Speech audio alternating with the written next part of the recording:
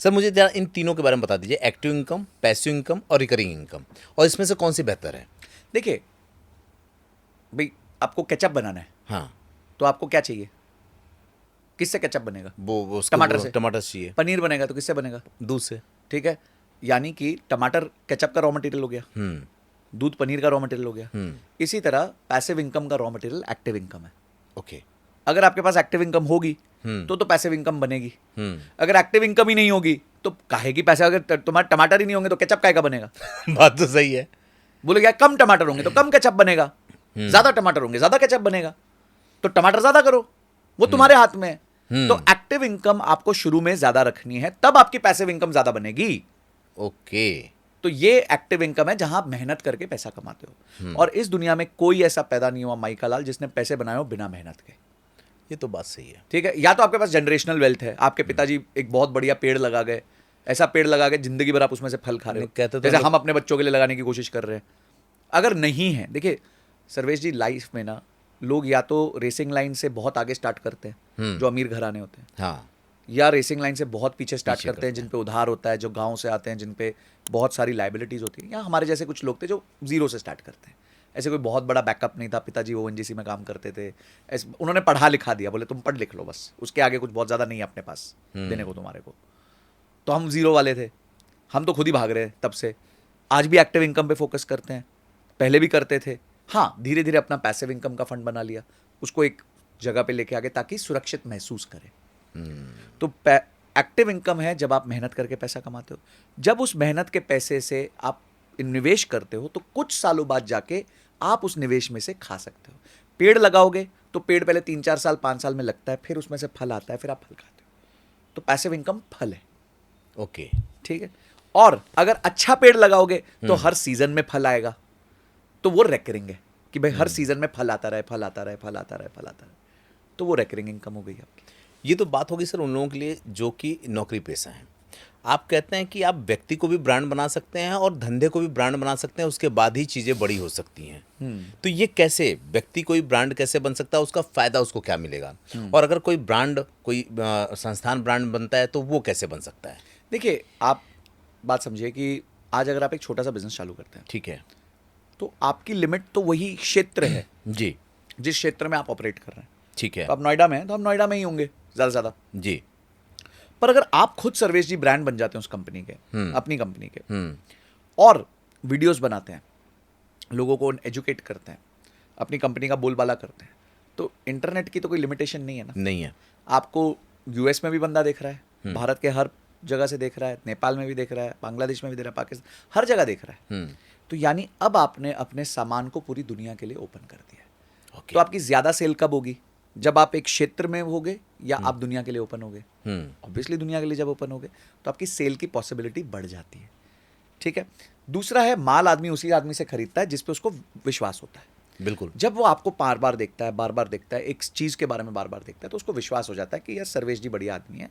समझो ये एक इनकी दुकान है जिसमें ये साबुन बेचते हैं, इनका कोई साबुन का ब्रांड है, तो इनका दिया हुआ साबुन बहुत बेहतरीन होगा क्योंकि आदमी बहुत बढ़िया है, बहुत अच्छी बात बताते हैं। ठीक है। तो आपका साबुन ज़्यादा बिकने लग जाएगा क्योंकि लोगों को ट्रस्ट आएगा।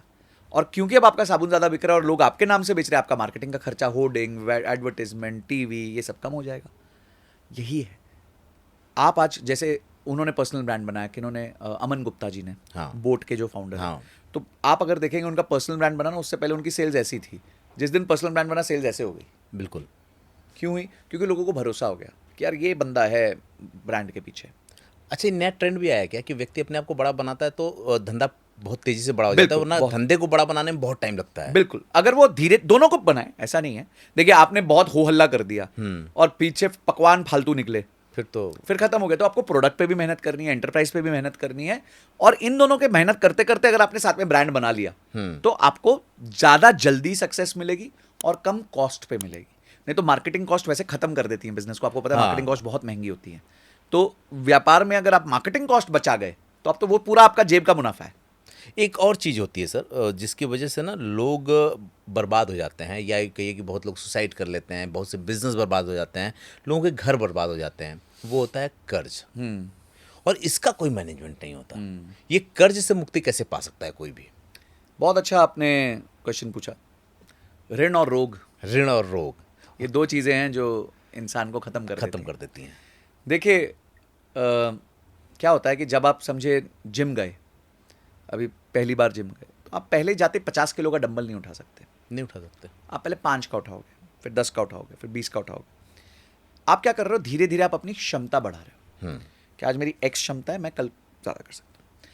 आज लोग बहुत हाई तौबा मचाते हैं कि रिलायंस का 1.5 लाख करोड़ का उधार है, ठीक है, कि कितना बैंकों ने दे दिया, ये दे दिया, वो दे दिया, छोटे व्यापारी को लोन नहीं दे रहे, पर इसको देखो आप 1.5 लाख करोड़ दे के बैठे हो। होती बात, चर्चा होती है, बिल्कुल होती है। पर है ना, ये अंधे लोग हैं, इनको एक चीज़ नहीं दिख रही कि रिलायंस का जो साल का उसको किश्त देना है, ब्याज और किश्त देनी है, जैसे हम ईएमआई कह दो, उस ईएमआई से 8 गुना ज़्यादा उसकी कमाई है। ओह, अगर उसको 20,000 करोड़ की किश्त देनी है जिसमें ब्याज और उसको रिपेमेंट करनी है, उसकी कमाई 1.5 लाख करोड़ है। तो वो 8 बार मल्टीप्लाई दे सकता है ब्याज साल में। तो अगर वो 8 बार दे सकता है तो एक बार तो दे ही सकता है ना। बिल्कुल दे सकता है। तो ये उसकी क्षमता है, उसने अपनी क्षमता बनाई है उधार लेने की, मोहताजी नहीं करी है। बिजनेसेस क्रिएट किए हैं जिसमें कैश फ्लो आता है, जिस कैश फ्लो से वो लोन उतार सकता है, उसको कोई परेशानी नहीं है। इसलिए उसके लिए 20,000 करोड़ का ब्याज भी बहुत कम है, फर्क नहीं पड़ता उसको। पर यही एक व्यक्ति ने 10 लाख का लोन लिया और उसकी कमाई 5,000 रुपये महीना भी नहीं है, तो 10 लाख का भी लोन उसके लिए बहुत बड़ा है। यही गलती होती है, लोग सोचते हैं कि लोन ले लो धंधा बड़ा कर लेंगे, नहीं, पहले क्षमता बनाओ, और वही लोन उसको मार देता मार देता है। क्योंकि लोन है ना, 26 जनवरी को भी काम करता है, 15 अगस्त को भी काम करता है, दिवाली पे भी काम करता है, होली पे भी काम करता है। आप 8 घंटे सोते हो, लोन नहीं सोता। आप 8 घंटे सो जाते हो, ब्याज सोता है क्या? कभी नहीं सोता था वो तो। संडे को भी काम करता है वो, तो आप करता नहीं करो है। वो करता है। तो आप किस चीज के साथ झगड़ रहे हो? उस चीज के साथ जो लगातार चल रही है, और आप उस स्पीड से नहीं चले या उससे डबल ट्रिपल स्पीड से नहीं चले तो आपको खा जाएगी। तो शेर की सवारी है। आदमी इस तरह से सोच नहीं पाता। अच्छा, सबसे बुरा कर्ज किसको मानते हैं आप? जो पर्सनल लोन होता है या बिजनेस लोन होता है या क्रेडिट कार्ड के जो लोन होते हैं, सबसे खतरनाक किसको मानते हैं कि ये तो भाई जान लेके छोड़ेगा? जो उधार आप उस चीज को खरीदने के लिए ले रहे हो जो दूसरों को दिखाने के लिए, वो उससे इससे खतरनाक कुछ नहीं हो सकता। वो आपको खत्म कर देगा। वॉरेन बफेट एक बहुत अच्छी बात कहते हैं। हाँ, वो कहते हैं कि if you buy things you don't want, soon you will have to sell things which you wanted. बिल्कुल सही बात है। मतलब जो पहले अगर आप ऐसी चीजें खरीद रहे जो आपको चाहिए ही नहीं थी, तो शीघ्र ही जो चाहिए जो उसके चाहिए था लिए वो भी बिक जाएगा। बात लेकिन ये बात सही है। उनकी एक एक बात तो 24 कैरेट गोल्ड है।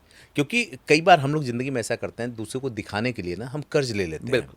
हम दूसरे को तो दिखा देते हैं लेकिन अंदर से हम खोखले हो जाते हैं बिल्कुल। और कह नहीं पाते, तो हम कई बार नदी में कूद जाते हैं, कहीं कुछ हो सही जाता है, कह कहीं कुछ हो जाता है, और आदमी इस पे ध्यान नहीं देता कि यार ये गलती हमसे हुई है। बिल्कुल। देखिए, अपने ऊपर ब्लेम लेने वाले बहुत कम लोग हैं, अपने आप को इंप्रूव करने वाले बहुत कम लोग हैं, और वही वो लोग हैं जो जिंदगी में आगे बढ़ते हैं। अगर कोई व्यक्ति आज, सामान्य व्यक्ति आज इस पॉडकास्ट को देखने के बाद अपने कमरे में अपने आप को आधा एक घंटा बंद करके अपने फाइनेंसेस को रिव्यू ना करे, तो भाई तुमने फिर से एंटरटेनमेंट कर लिया, मजे कर लिए, मस्ती कर लिए। तुम पड़े होगे किसी बिस्तर के सामने, यूट्यूब खोल दिया होगा और ये पॉडकास्ट देख लिया होगा। पर आज अगर पेपर लेके, पेन लेके बैठ गए, नहीं मैं आज कुछ परिवर्तन लाऊंगा, आज तक नहीं ला पाए, नो प्रॉब्लम, तुमने नहीं देखा था। आज देखने के बाद भी परिवर्तन नहीं ला पाए, मैं हमेशा एक बात कहता हूं कि अगर आप स्टॉक मार्केट में लॉस करके कुछ ना करो तो उसे लॉस कहते हैं। पर अगर आपने स्टॉक मार्केट में पैसे गवा के सीख लिया, गलतियां सीख ली कि क्या करी थी, आगे से नहीं करोगे, तो उसे फीस कहते हैं। बात तो सही। तो आप लॉस करोगे या वही पैसा लॉस भी है, वही पैसा फीस भी है, चॉइस आपकी है। एक ही व्यक्ति है इस दुनिया में जिसको आप बदल सकते हो, वो खुद है। खुद है। ना आप मार्केट्स को बदल सकते हो, ना सर्वेश को बदल सकते हो, ना संजय को बदल सकते हो, किसी को नहीं बदल सकते। आप मुझे लाखों गालियां दे दो नीचे, या लाख प्यार दे दो, कुछ भी आपकी मर्जी है, पर आपकी स्थिति के जिम्मेवार आप मात्र खुद हैं, परिस्थिति नहीं है, आप ही हैं। तो ये पॉडकास्ट देखने के बाद आपका फर्ज बनता है कि आप एक पेपर पेन लें और अपनी स्थिति का मुआयना करें कि कहाँ कमी पेशी पड़ रही है, क्या गलतियां हो रही हैं, क्या ठीक किया जा सकता है।